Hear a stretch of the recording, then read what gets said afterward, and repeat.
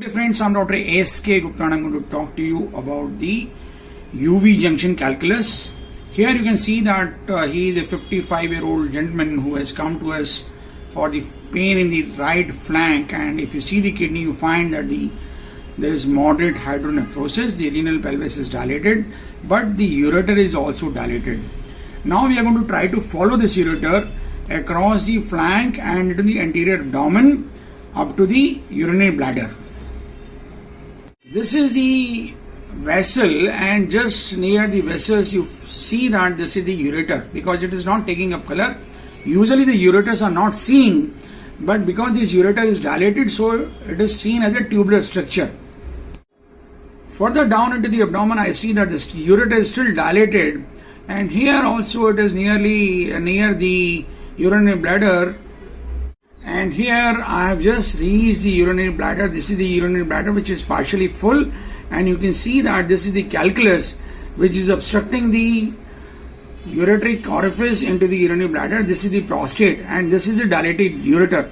So in certain cases we might be able to follow up the ureter from the kidney to the urinary bladder.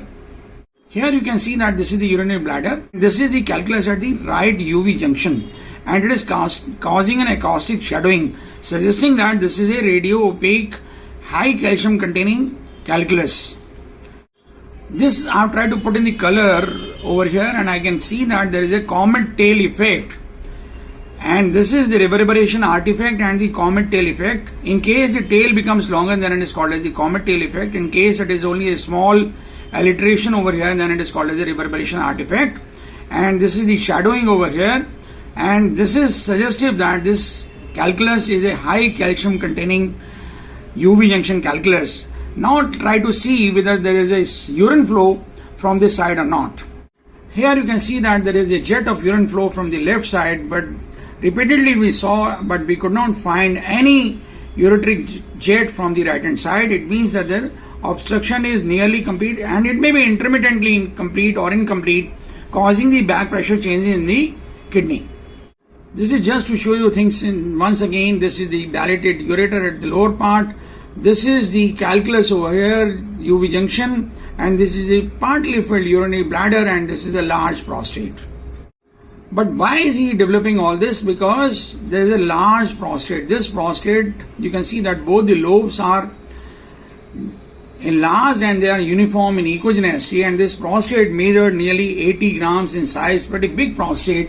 But because the medial lobe is not enlarged significantly, so this patient does not have any post-void urine collection.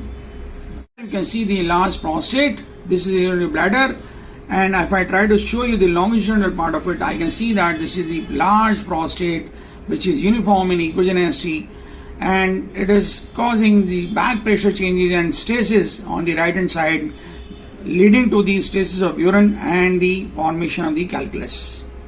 This large prostate needs to be resected, and the calculus also needs to be removed so that the kidney can be salvaged. I hope you like this video. In case you like it, please do subscribe to our channel and do not forget to press the like button. Thank you so much. Showing you a better view that where the calculus can be seen, and it is causing an acoustic shadowing.